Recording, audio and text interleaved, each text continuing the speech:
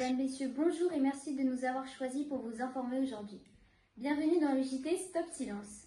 Nous allons parler aujourd'hui d'un seul sujet mais qui est d'une importance colossale, touchant de plus en plus de monde, surtout les femmes, notamment celles entre 15 et 25 ans. Il s'agit du harcèlement, plus précisément du harcèlement sexuel. Mais savez-vous réellement ce que c'est le harcèlement sexuel ? Le harcèlement sexuel est un fait imposé à une personne de façon répétée avec des propos ou comportements à connotation sexuelle, qui portent atteinte à sa dignité.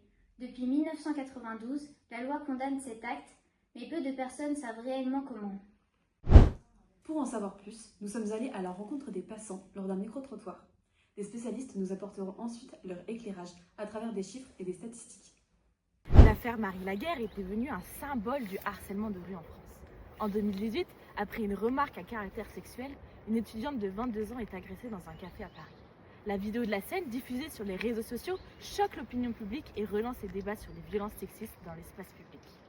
Ce procès, très médiatisé, n'a pas porté sur le harcèlement de rue, car cette infraction n'existait pas encore à l'époque. La victime a voulu faire de cette affaire un message pédagogique. Demandons l'avis et observons les réactions des jeunes sur cette affaire. Je pense qu'ils ont pris 5 ans. Je pense qu'il a pris 2 ans de sursis et je pense une belle somme d'argent. Je pense qu'ils auraient pu prendre 1 an avec sursis. 6 mois ferme, c'est rien. Et 2000 euros, en vrai, c'est rien. Moi, j'aurais demandé 10 000. Ah ouais? C'est tout?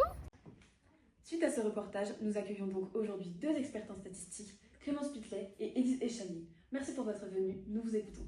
Eh bien merci, c'est pour cela que le 31 juillet 2012, l'Assemblée nationale vote définitivement la loi relative au harcèlement sexuel. Selon le code pénal, le harcèlement sexuel est un délit puni de 2 ans d'emprisonnement et de 30 000 euros d'amende, avec des peines plus lourdes en cas de circonstances aggravantes.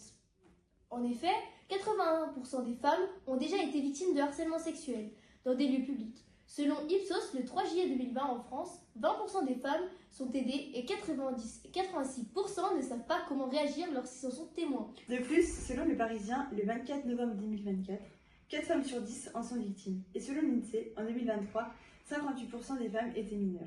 Ensuite, la loi protège aussi les moins de 18 ans. Toute atteinte sexuelle par un majeur sur un mineur de moins de 15 ans est sévèrement sanctionnée, même en l'absence de violence. Le consentement n'est pas reconnu dans ces situations. Eh bien merci de votre intervention. Merci beaucoup de nous avoir accueillis.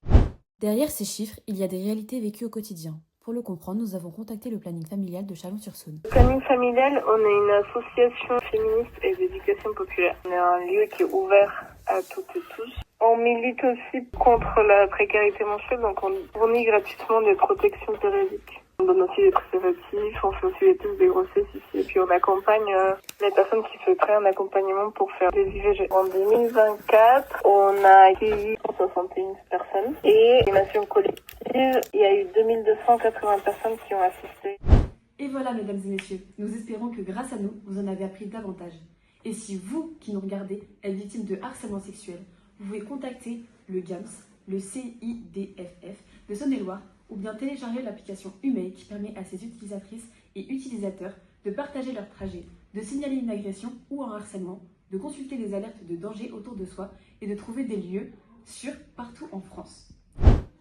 C'est la fin de ce journal et merci de l'avoir suivi. Très bonne soirée à toutes et à tous Et à demain pour une nouvelle actu.